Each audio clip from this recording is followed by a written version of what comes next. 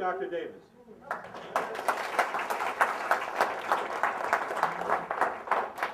I appreciate the kind words, Marty. So let me just start out by saying something that I would be teaching or going on, because this is keynote, and I'm thinking, most keynotes that I went to were pretty long and boring, and so actually this is going to be more about educating. That's what I like to do. I like to teach. I like to educate, and so I'm quite confident there's not much you're going to hear from me today that's going to be profound, or is going to be, I can assure you, won't be divinely inspired, but it will be probably challenging for some, a bit provocative. I am a serious person, and I'm a genuine person, and so I'll give you that much. I'll the best I can. I'll provide you with information that makes sense, and hopefully will be relevant and that you can use. Now I want to share something with you personally. That's Corcoran State Prison. That's where I was at. I did it over a year there for substance abuse, for drug conviction, back in 1998. And that's where I decided to quit. Now, I didn't decide to quit because I went to prison.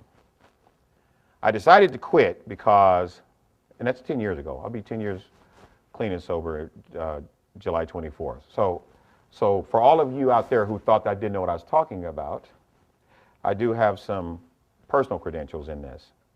I got better in spite of my treatment. What happened to me was when I went to prison the second time, because I graduated from the first time. I went to county jail in the first time, and then 4 years later went to prison because, but anyway, because I blamed a lot of people for the first time. But the second time I was in prison, I got a letter from my ex-wife.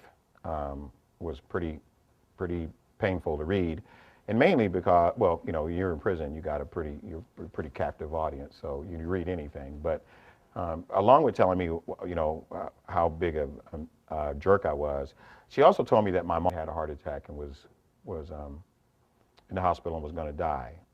And I realized in a moment that my substance abuse, my using crack cocaine, was not just harming me, which I really didn't care too much about, but was harming the person that I cared about the most in my life. I loved my mom dearly. I'm adopted, and she chose me and sacrificed for me. And they were not going to let me out. And she was 77 at the time, and I knew that, and I go, it's come to this, the person that you profess to love and care for the most in your life is hooked to 5 or 6 tubes in this white sterile room, and she's going to leave this mortal plane all alone, not knowing where you're at. And you're not able to tell her you love her, you care about her, you appreciate her, that it's going to be okay. So that day, I decided I was going to quit using. That was my motivation to stop using. It had nothing to do with meetings or divine intervention or anything else or harsh punishment. It had to do with my own personal motivation as I realized that. And I didn't know what I was going to do, but I knew that I wasn't going to use again. And so I got out, and they sent me to Corcoran, and I actually participated in a therapeutic community there that wasn't too bad. But while I was there, I realized that a lot of the people that were trying to help me didn't know much, and it could be harmful. And I thought, maybe I can do a better job of that. And I made a commitment at that point to dedicate myself to learn as much as I could about this disorder or this problem or this illness or whatever you want to call it, and how to get better. And so that was my motivation. And I've never used again, and it's been quite a journey. And my mom didn't die, by the way. She saw me get my PhD. I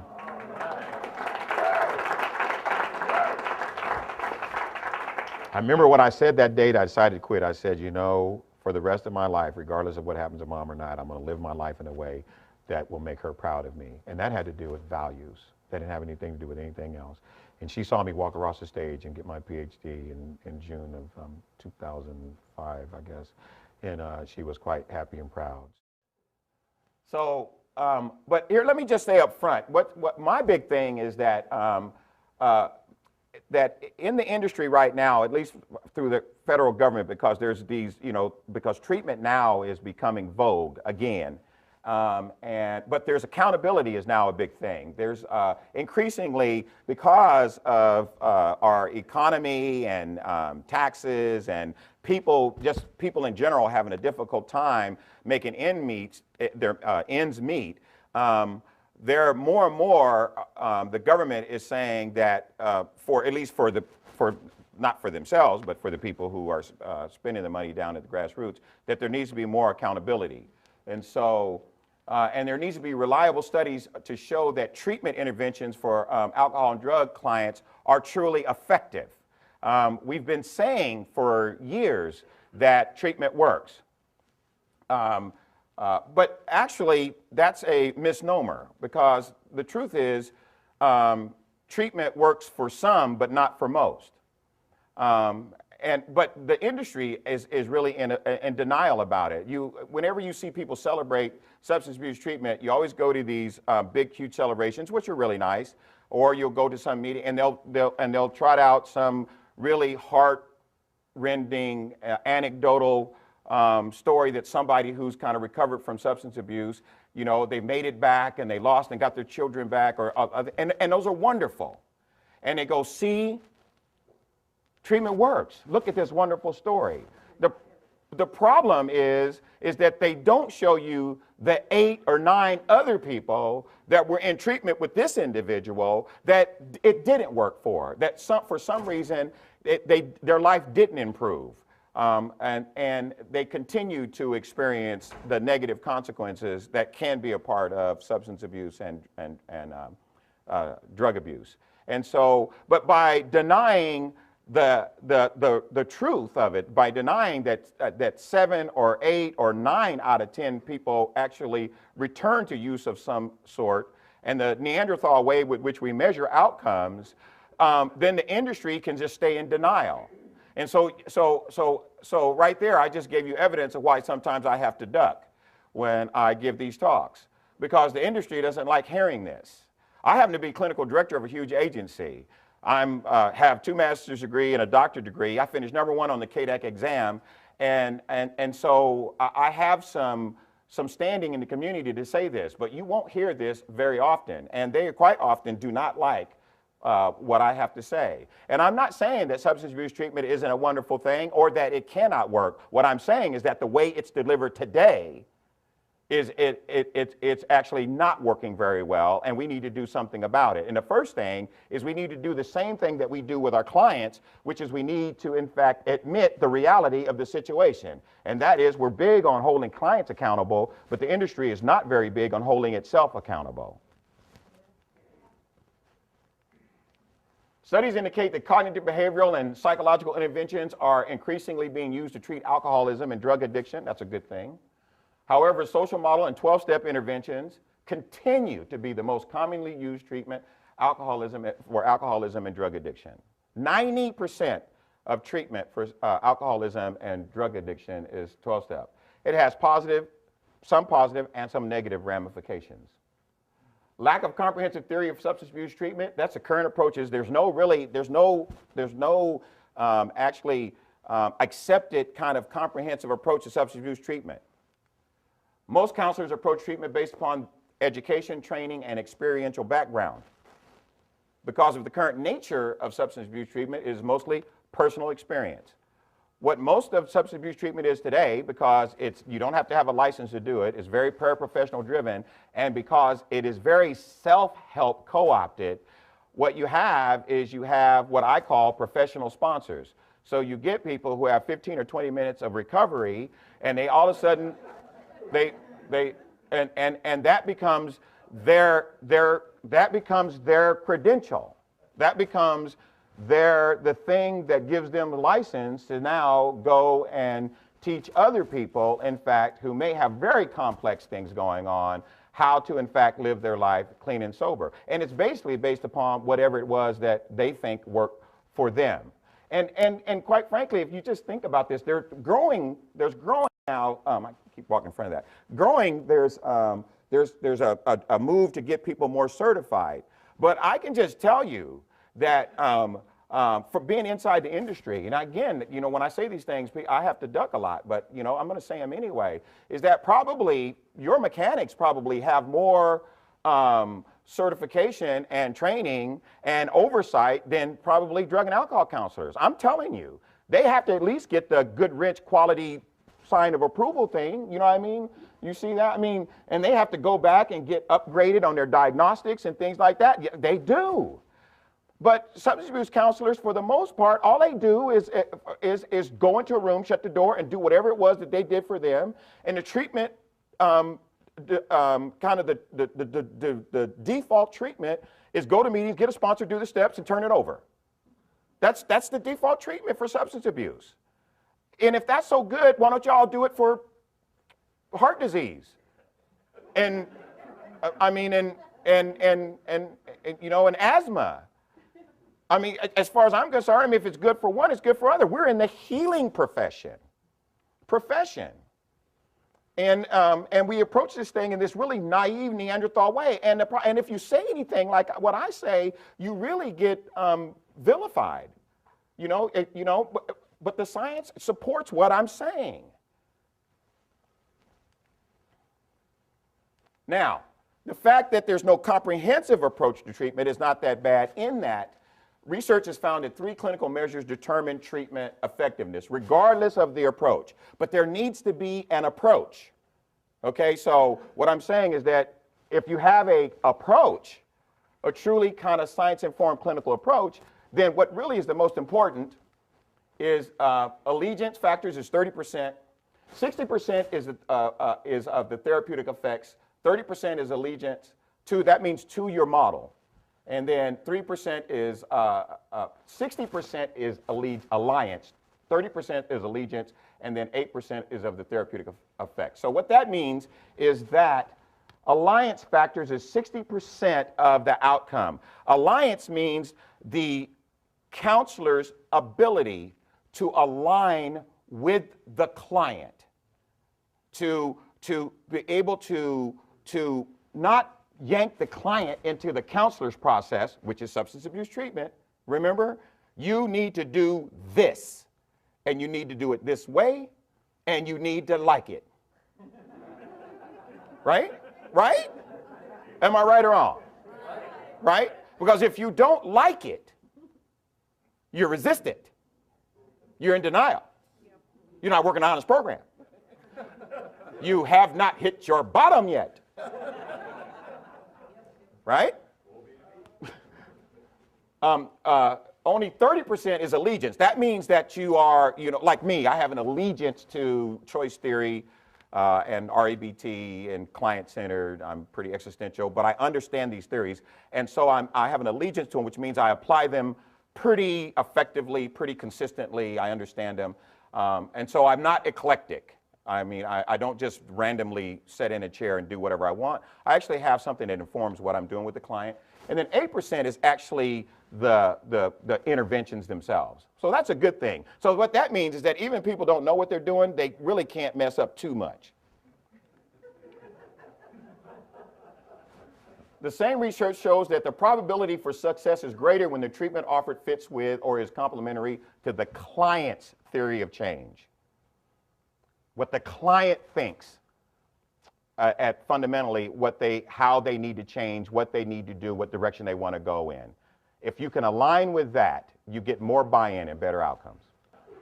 Now, my question about this whole thing is how can clinicians like me, how can we tell if what we're doing is actually working?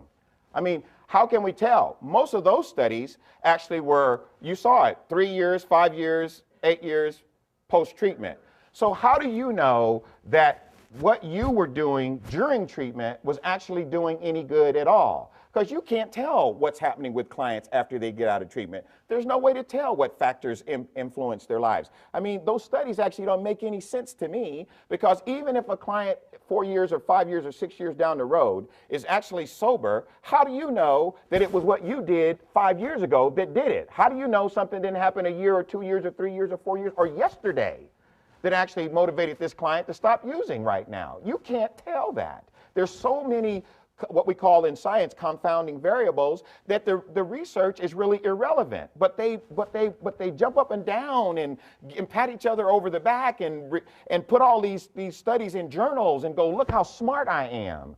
And 7 decades later, our outcomes are no different than they were in 55.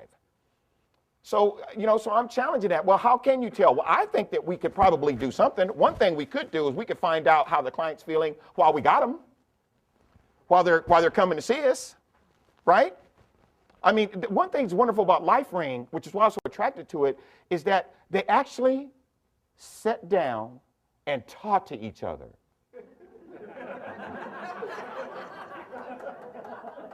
Huh?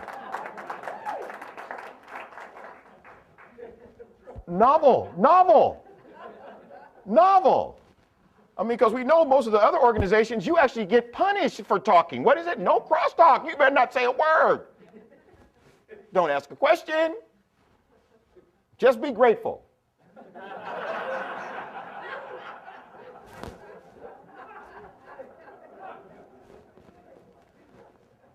What aspects of treatment are working for a given client? How do they know what is not working? What during treatment variables positively affect treatment outcomes? That might be important. Right now, the screening tools that we use in treatment is we use the ASI, we use the SASE, we use the MAST, and we use the CAGE. That's what we use. That's what we use. And they're primarily screening tools, and they're used to see if the threshold for a diagnosis of abuse or dependency is met. So that's what we use. If you answer these a certain way, you meet the threshold, and we say, yes, you are addicted or you're an alcoholic, you meet the threshold, and you can get treatment. No published research was found that indicated these instruments could be used to measure progress that people were making in their attempt to learn to effectively live clean and sober lives beyond abstinence, which we call recovery. Real answers. Motivation is linked with treatment outcomes. Motivation exists before, during, and after treatment. Higher motivation at treatment entry results in better treatment outcomes. Higher motivation at treatment entry, not higher fear. That's different. Do you understand? Not higher fear. The fear that you're going to hurt me if I don't go to this treatment. Higher motivation. Motivation for something different. Severity of substance use relates to increased motivation. If substance use has become painful enough for some individuals, they do have increased motivation to change. But again, it's the substance use that is causing the motivation, not the referring party. You understand? It's a difference between my substance use and me realizing that this is really a problem for me versus you telling me that my substance use is a problem and you want me to quit. 5 stages of change. That's just a way you can measure motivation: pre-contemplation, contemplation, action, preparation, action, and maintenance. And here's a good one. Most effective treatment is the one clients like the most. So let me just ask you informed individuals here. Where's the best place to have a heart attack? Imagine that. So where do you think the best place to relapse would be? Huh? A little too rational, isn't it?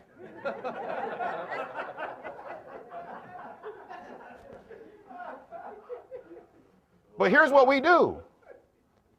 We kick you out. Yeah. I had one of my clients, when I first came to Strategies for Change, I came in with a whole different philosophy than what they were used to. I had people lose their minds, quit, the whole 9 yards.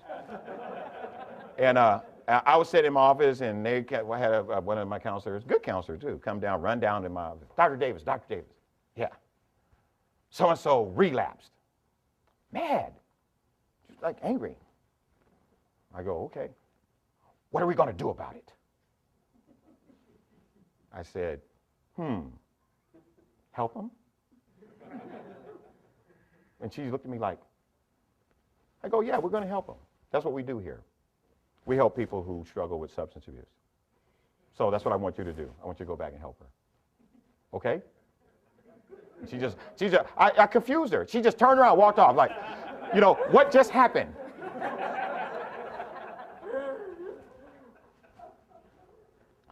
That would be like I'm a psychologist, and that would be the same as having somebody come in and sit in my chair, and they go, Dr. Davis, I'm really depressed today, really. And I go, well, you know what? You're going to have to leave.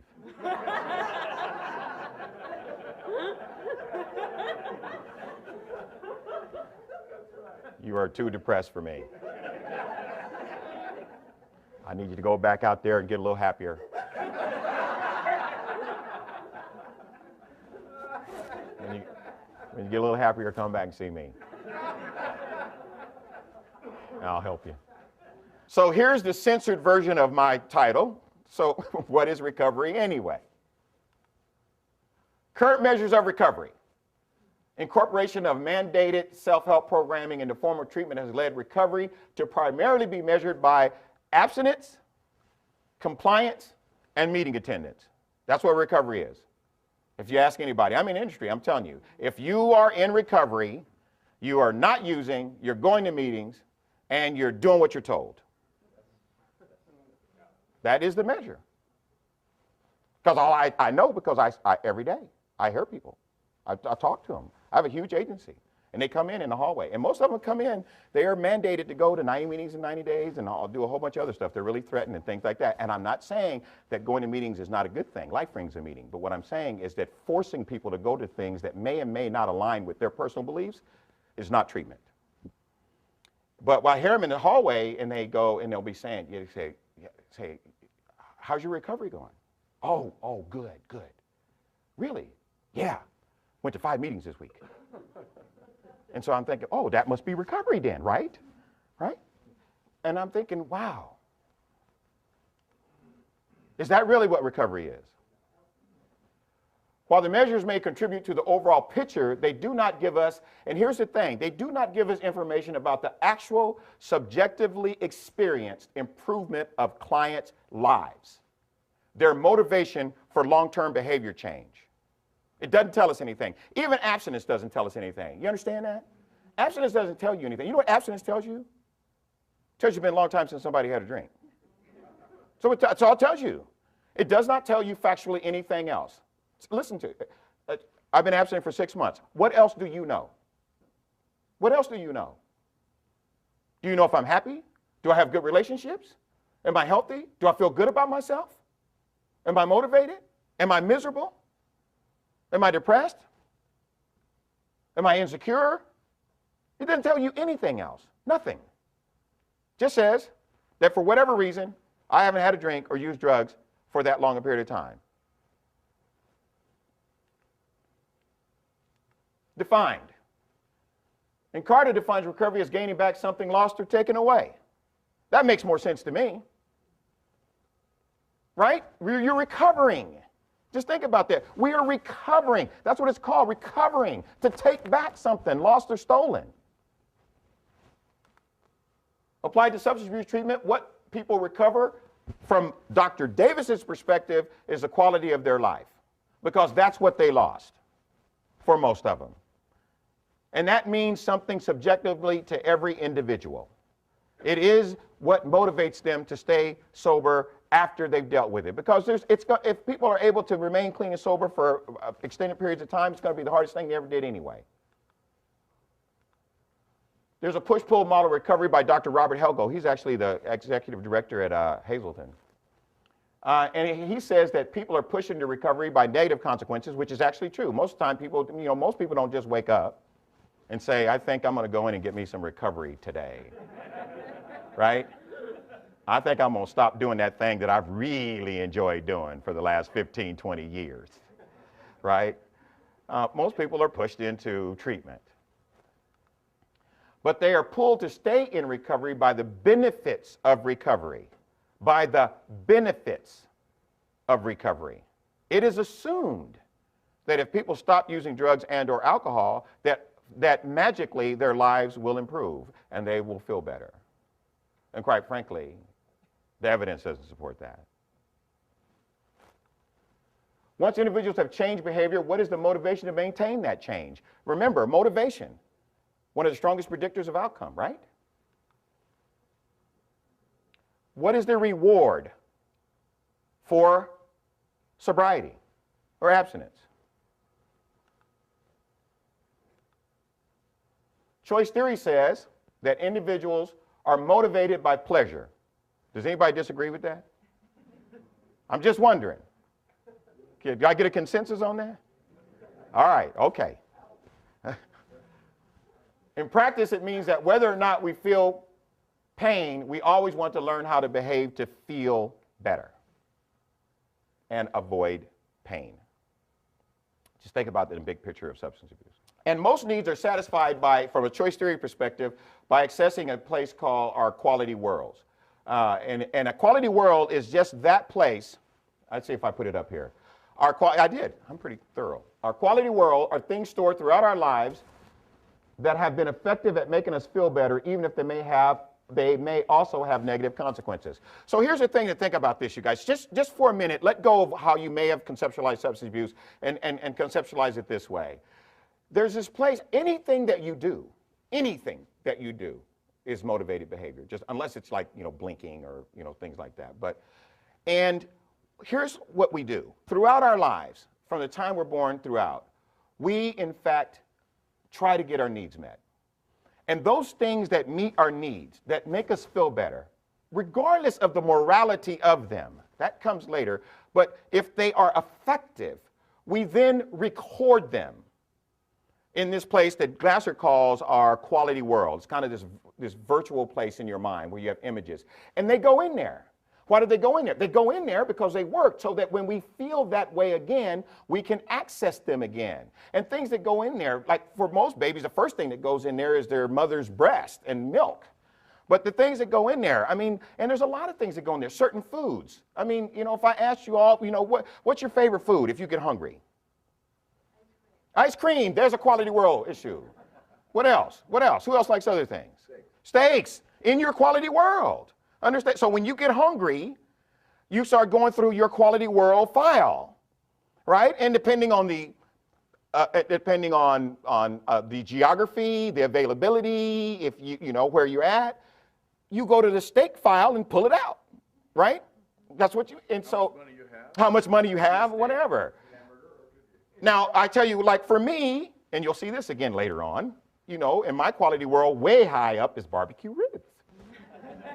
Right? You'll see that. Now, I'll tell you what happens. I tell you what doesn't go through my mind when I get hungry. Liver. Had it, didn't like it, not in my quality world. Not in there. But so things go into our quality worlds. TV shows, belief systems, hair color, cars, art, music. Those things, whenever we have deficits, they go into we choose things. And if what we choose works, if it makes us feel better, it gets recorded and it goes into that quality world. And it becomes what we call a preference. So when we feel a certain way, we actually choose how we satisfy that by preferences. Right? And it becomes what we call a preferred way of coping or preferred way of need satisfaction. And those things go into our quality world, both the things that help us feel better and the things that help us to not feel bad. And that's in anything, relationships, anything that works. The urge to behave, you guys can do this. When you leave here, try this. Anytime you feel frustrated, do a little self-eval and ask yourself, what is it that I want or expect that I'm not getting? Because I guarantee you 99.9% of the time, that's going to be why you're feeling frustrated or sad or anxious or anything else. It's going to be because there is a disparity between what you want or expect and what you actually are experiencing. And that causes an urge to behave. It just means I need to do something to address this, to feel better. Application to substance abuse treatment, or just substance abuse in general. I did this for treatment because I do a lot of forms, but I understand that a lot of times, this is LifeRing, and a lot of this is self-help driven, so just your own personal recovery. Clients need to feel that what they are doing in treatment or in their sobriety, in their sober lives, is acceptable and adequately satisfying their needs. If not, decreased satisfaction and motivation leads to the reduction of wanted treatment or abstinence behaviors. Here's what that means, is sobriety has to be rewarding. That's all I'm saying. Isn't that just a novel idea? Right? Just think about it. Sobriety. Both treatment needs, if I'm in treatment, I need to feel that my treatment is actually resulting in me feeling better, that I feel better, and that sobriety is feeling better. Because if it doesn't, decreased satisfaction and motivation leads to me quitting, or what they call demonstrating resistance. If what you're telling me to do in treatment is not, I don't feel is working for me, then obviously at that point I'm going to experience that not as neutral, but as painful. And I love the LifeRing workbook, Recovery by Choice. Oh, I saw that at the conference when Marty was there, and I almost cried.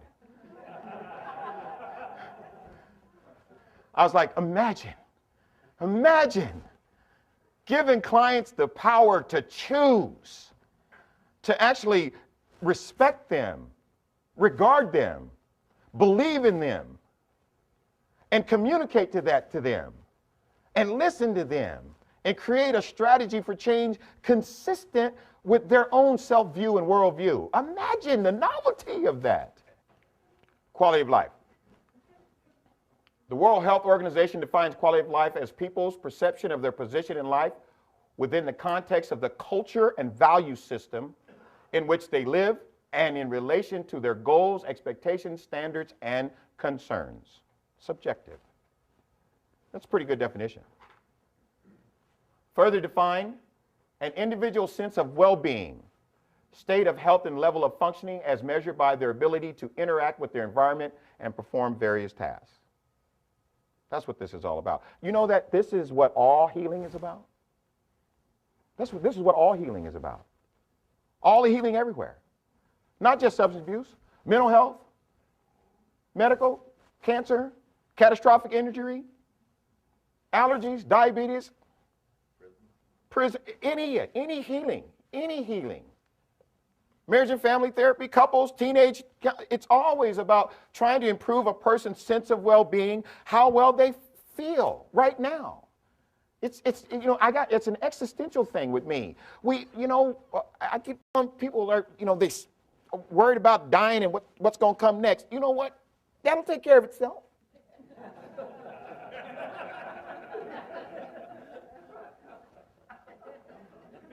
It's the living part. It's the living part that's the hard work, right? And we need to be focused on this part. This is what we got. We got this wonderful, looks like eye blink in the history of all the continuum. To actually be able to connect with people and feel love and compassion and have relationships and have children and learn and enjoy good music and good art and eat barbecue ribs and Ben and Jerry's, right? And so we should be about helping people learn how to improve the quality of their lives, to get their needs met, to get along with each other. For this eye blink that we're here, and quit beating people over the head with our own, morality police. You're a bad person. Quality of life measures are like the client's appraisal of conditions as it affects his or her quality of life, derived from psychosocial perspective on family, life, and well-being. There's also health-related ones that function, that we actually measure the functional status of individuals relates to perception of illness and the appropriate intervention. Research supports that if people are recovering, it is reflected across various quality of life, motivation, and satisfaction domains. If people are getting better, we will be able to measure it. That if clients feel their lives are worthwhile, they may tolerate negative aspects of substance abuse reduction or abstinence. So you got to understand that stopping using something that you've been using effectively for years is going to be painful. And so there has to be some motivation to endure it, especially early on.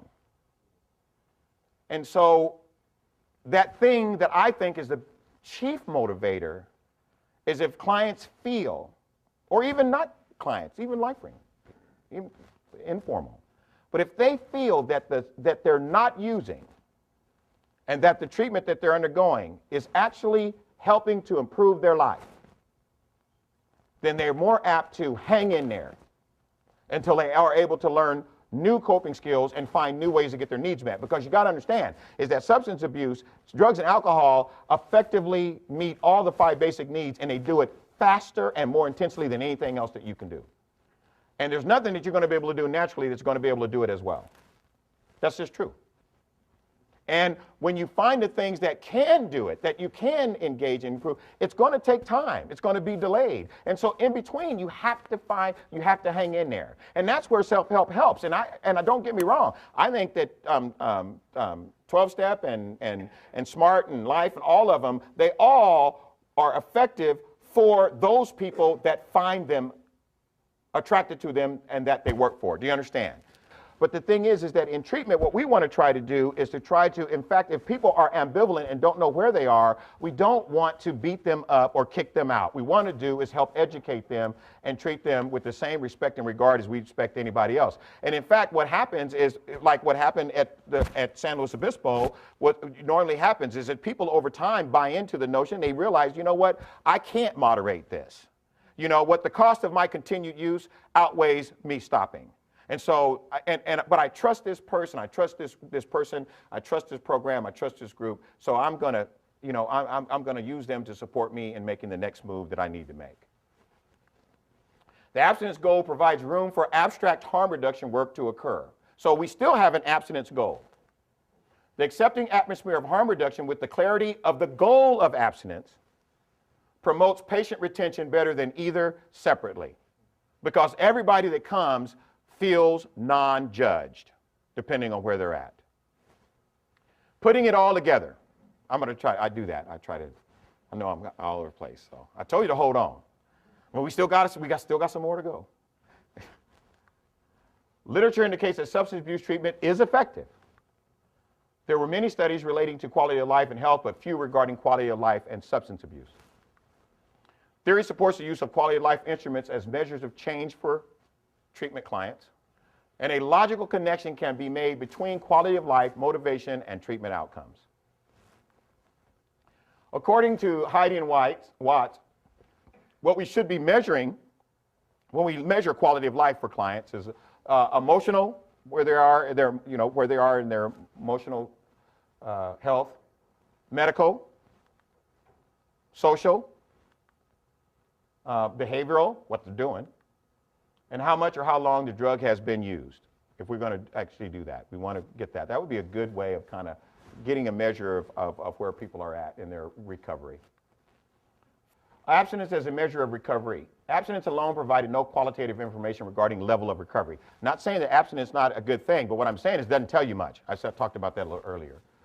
What was more an indication of ability to comply with the program and or referring sources requirements. That's what abstinence actually, that's what it indicated. That's what it measured. Quality of life inventory. Initially, there was a lag time between the beginning of treatment and an increase in quality of life measures. Now, that's an interesting finding because here's the thing, is if expectations are that life will improve and it does not, understand that, is if the expectation, because we tell clients all the time, all I got to do is quit using and everything will get better. So, but if the expectation is that life will improve and it does not, participants will not believe in the efficacy of the treatment, their ability to improve, or the benefits of sobriety. Do you understand? Remember earlier when I showed you the diagram between what one expects or wants and what one is getting? The farther apart that disparity is, the more frustrated you feel. So just think about people that go into treatment and they're told up front that if you do this thing, things will get better. And if that doesn't happen, now you've created, unintentionally, this huge disparity. Here's what they expect, and here's actually what's happening. Because early recovery, let me just tell you, for most people, sucks. I hope you don't have to censor that. It does. Now, people get mad at me when I say that. But I've got the research on that, and I'm telling you that that's the truth. It does. It sucks. You've taken away the thing that I've used to cope most of my time. I've had to deal with the fallout of whatever it is. A lot of times the people that we get, they don't have any credit, don't have a place to stay. A lot of times they don't have reliable transportation. CPS done took their kids. A lot of times they're undereducated. They can't find employment. They feel stigmatized and judged. They're anxious. They're dealing with dysphoria. They can't sleep very well, nervous all the time, and they're supposed to like that.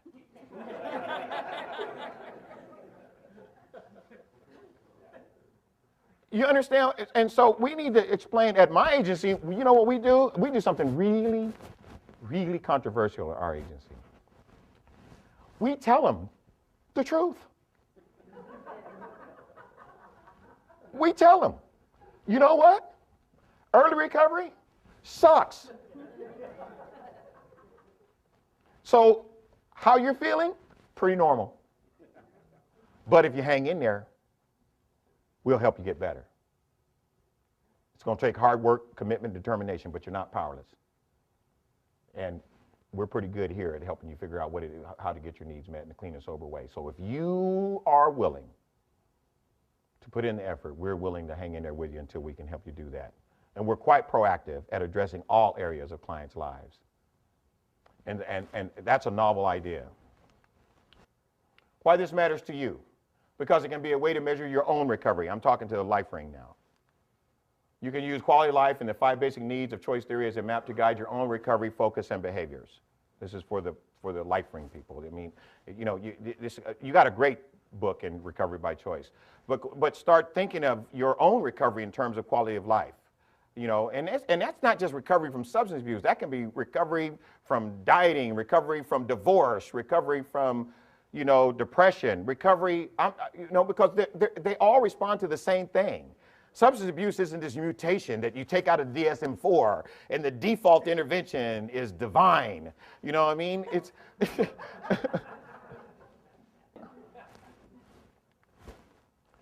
Rethinking substance abuse, what the science shows and what we should do about it. This is from a new thing. I don't know if you read this. It's from Miller and Carroll. Drug use is chosen behavior. Number 1 principle. Drug use is chosen behavior. Traditionally, addiction has been viewed as deterministic in that causal factors override conscious control and rational choice. However, research indicates drug use is a choice. A bad one, to be sure, but a choice for many. A bad one, but a choice among many. The willful element of drug use has traditionally been minimized in the hope that compassion would replace stigma, but it hasn't. Yet, according to research, intention plays predominant role in drug-using behavior. Intention. It means that I choose to use drugs because I anticipate the reward that I'm going to get from it. Either it's going to make me feel really, really, really good, or it's going to make me feel really, really, really less bad.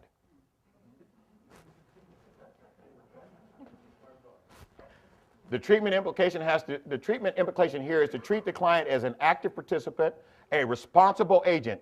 Imagine this, a responsible agent that is not powerless, not a passive agent who is incapable of rational choice and believed to need confrontation. One of the things that 12-step does do that I think they do tremendous harm, and not intentionally, but one of the cliches they use all the time is your best thinking is what got you in trouble. Right? Your best thinking got you here. Which implies that you can't do a thing but screw up. You can't. All you can do is make mistakes. Your best thinking is somehow flawed. You're powerless to make any kind of reasonable. They're saying that you're going to be a loser and a liar. That's ridiculous.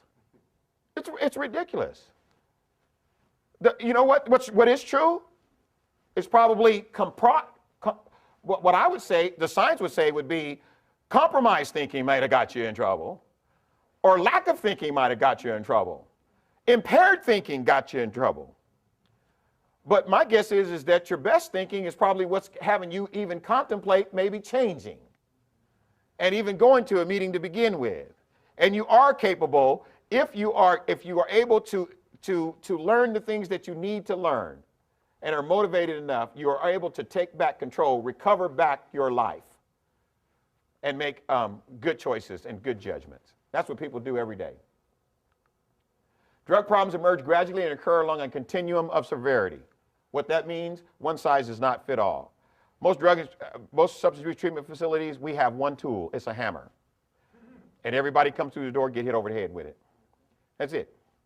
I mean, it doesn't matter if you just started or you just got one DUI or you've been an addict for 50 years. I mean, we just going to hit you all over the head with the same thing, right?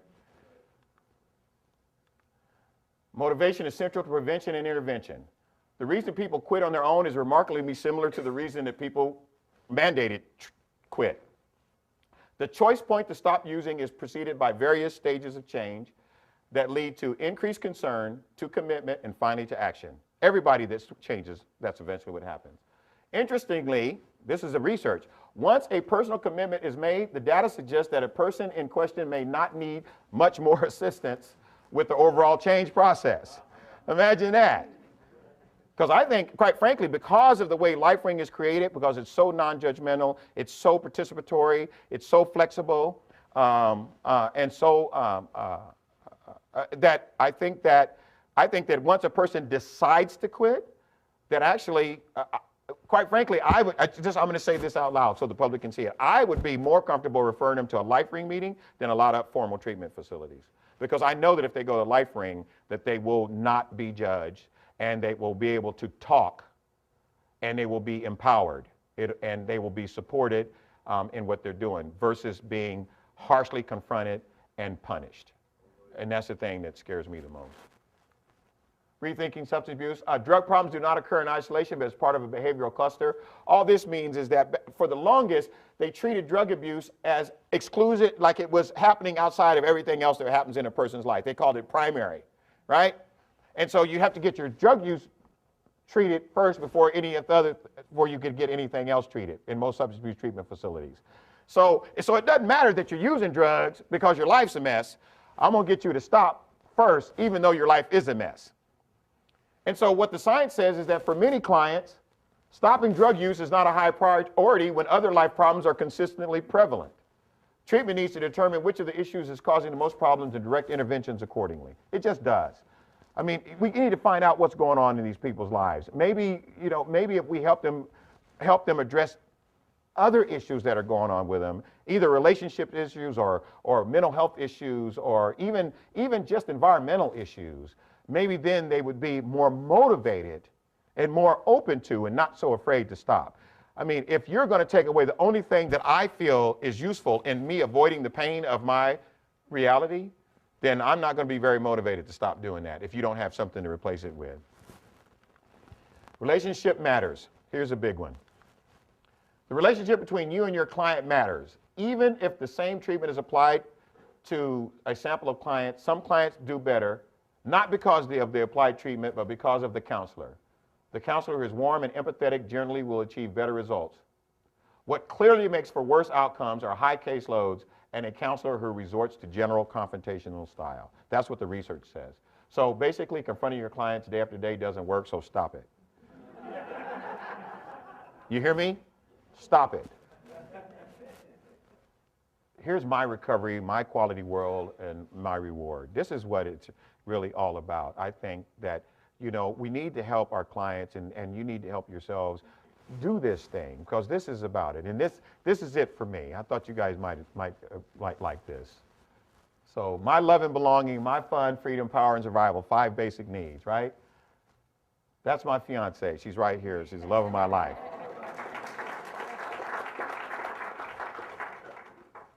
That's barbecue ribs.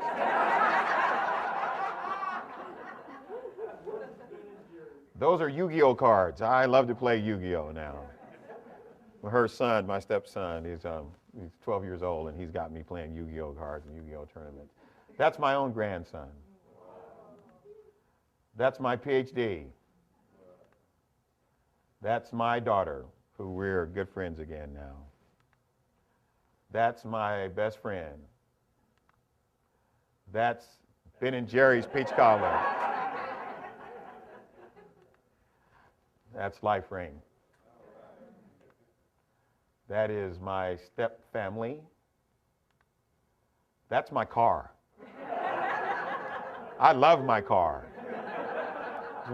That was my claim to fame. That is the 2006 350Z, and it says Doc BJ on the license plate. You can't tell what that is, but you know what that is? What is that? Mall. That's the mall. That's Arden Fair Mall, because I love to look good these days. And so when I'm feeling a little bit depressed, no, I'm not a shopaholic, but I'll go down to the mall. And you know why? Because for me, when I was in prison, you're behind bars and you can't do what you want to do. And I remember when I started creating the vision of my future, my sober life, one of the things I said I wanted to do was I wanted to go into a mall, a free man, and buy some free pants and put them in a free bag and walk down the free mall with my bag and experience the freedom of being able to make my own choices. So that's part of my quality world. House of Blues, I'm a blues man. And that is my big screen TV. And my fiance will tell you that's part of my quality world, boy. 1080p, full HD. And of course, that's my mom. Thank you.